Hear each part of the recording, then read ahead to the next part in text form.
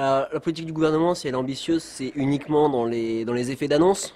Pour ce qui est du concret, c'est complètement catastrophique. Une politique de santé ambitieuse, c'est une politique qui répond aux besoins des usagers de santé publique, c'est-à-dire qui répond à l'accroissement de la population, au vieillissement de la population, à l'augmentation des besoins de qualité de soins. Or, ce qu'on constate, c'est une suppression de financement de 3,8 milliards d'euros qui est annoncée pour l'année 2019, qui s'accumule avec toutes les suppressions de financement qui ont déjà eu lieu les années antérieures.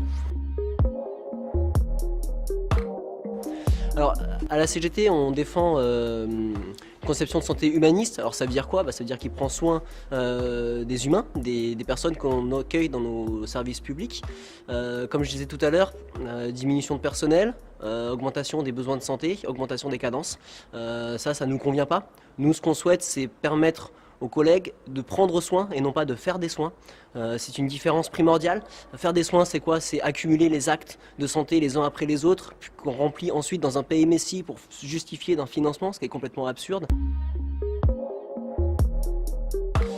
Alors, les salaires, ils sont catastrophiques dans la fonction publique hospitalière, notamment on regarde l'augmentation du coût de la vie et si on prend en compte le fait que ces 15 dernières années, les gouvernements successifs ont gelé nos salaires.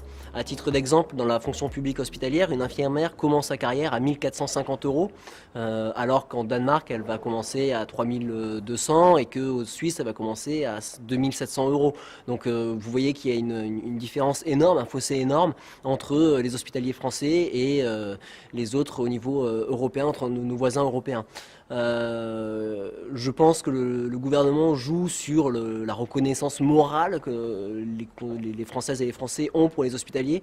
À cela s'ajoutent des millions d'heures sup qui sont ni financées ni récupérées. C'est clairement du travail gratuit.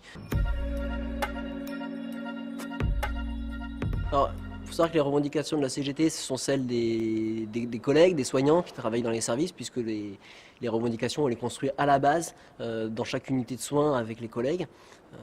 C'est tout d'abord des revendications de reconnaissance professionnelle, reconnaissance salariale. À titre d'exemple, ce sont pour les infirmières 1,8 fois le SMIC, c'est-à-dire 2500 euros net en début de carrière, avec une véritable catégorie A, c'est-à-dire un départ à la retraite anticipé et prenant en compte la pénibilité de nos métiers.